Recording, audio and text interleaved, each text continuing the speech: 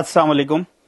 कोई MBT MCT party के spoke person Congress party के ताल्लुक से, सीएम साहब के ताल्लुक से, राहुल गांधी साहब के ताल्लुक से, शब्बीर अली साहब के ताल्लुक से और कांग्रेस के दूसरे माइनॉरिटी लीडर्स के ताल्लुक से हर 4 दिन में एक बार बदतमीजी से पेश आते जा रहे हैं। तो मेरे कांग्रेस पार्टी के मेरे साथियों ने मुझसे कहा कि आप इनको काउंटर दीजिए। तो मैं मेरे साथियों से बोला कि अभी हमारा उतना बुरा वक्त भी नहीं आया कि हम एक ऐसी पार्टी के स्पोक पर्सन को काउंटर दे जिस पार्टी का ना तो कोई एक कॉर्पोरेटर है ना तो कोई एक वार्ड मेंबर है।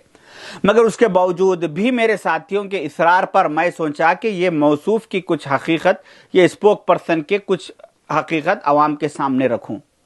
ये स्पोक पर्सन तेलंगाना के मुसलमानों के मसाइल को हल करने के लिए निकले हुए हैं, मगर इनका जहां पर चंचलगुड़े में घर है वो घर से 30 कदम की दूरी पर एक छोटा सा इशू है जो मैं इनको बताना चाहूंगा कि इनके घर से 30 कदम की दूरी पर नुसरत मिट्टल वाले साहब की एक कीमती जायदाद है 232 गज की, जो आज से 3.5 साल पहले उन्होंने उस जायदाद को अल्लाह की राह में वक्फ कर दिया और उसकी जिम्मेदारी असद मियां साहब को देते हुए कहा कि यहां पे आप अल्लाह का घर तामीर कीजिए ताकि लोगों को इबादत करने के लिए सहूलत हो सके।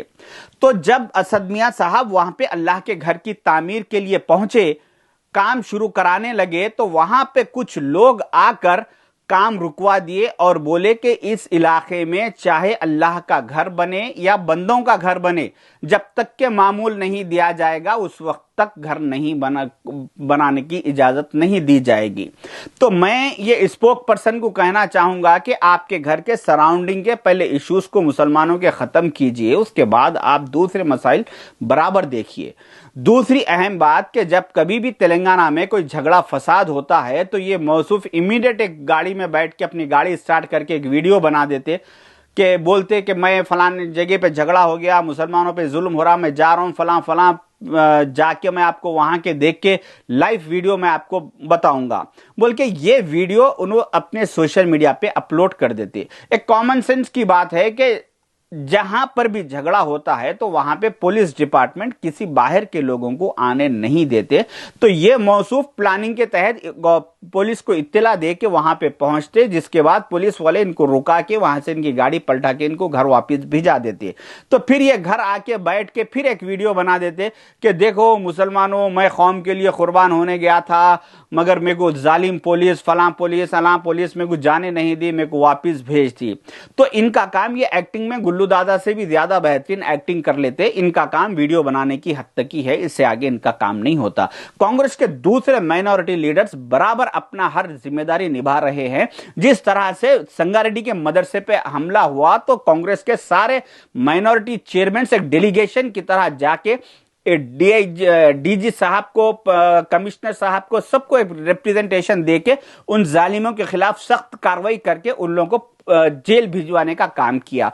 उसी तरीके से जब जैनूर में फसाद हुआ था उस वक्त में 12 सितंबर 2024 को वहां के सुप्रिंटेंडेंट ऑफ पुलिस से मेरा डिस्कशन हुआ। जो ये व्हाट्सएप चैटिंग है इस पे मुझे वहां के कुछ लोगों ने वीडियोस भेजे कि ये लोग यहां पे अटैक कर रहे हैं घरों पे। तो मैं वो वीडियोस और उनके फोटोज, जिसमें से एक का नाम कनका राव नाम है, उसकी फोटोज के नाम के साथ मैं एसपी साहब को फॉरवर्ड किया। उसके बाद एसपी साहब का मुझे व्हाट्सएप पे रिप्लाई आया कि I will forward this DSP to take necessary action. उसके बाद मैं एसपी साहब को थैंक्स बोला। फिर उसके कुछ देर के बाद एसपी साहब ने मुझे मैसेज करके इत्तला दी कि ये आदमी अरेस्ट हो चुका है। तो ऐसे मेरे पास हमारे काम के 50 प्रूफ है जो कि हमारे दिल में, हमारी जबान पे फॉर्मेलिटीज के लिए नहीं बल्कि दिल में कौम के लिए दर्द है। जहां कहीं पर भी मुसलमानों के खिलाफ, मुसलमान पे जुल्म होता, उनके साथ नाइंसाफी होती, हम बराबर आवाज उठाते।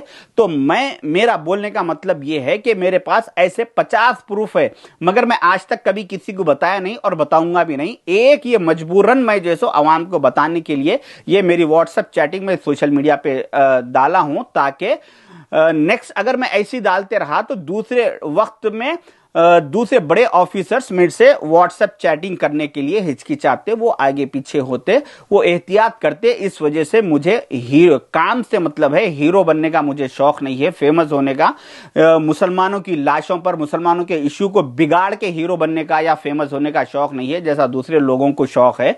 मुझे अल्लाह ताला ने जितनी इज्जत दी उतनी अल्हम्दुलिल्लाह काफी है। रहा सवाल दूसरा, तो इसी बात से मैं एक बात ये कह देना चाहूंगा कि अगर कोई कांग्रेस पार्टी के ताल्लुक से, राहुल गांधी साहब के ताल्लुक से, सीएम साहब के ताल्लुक से गैर जिम्मेदाराना अल्फाज का अगर इस्तेमाल करेंगे, अगर पॉलिटिकल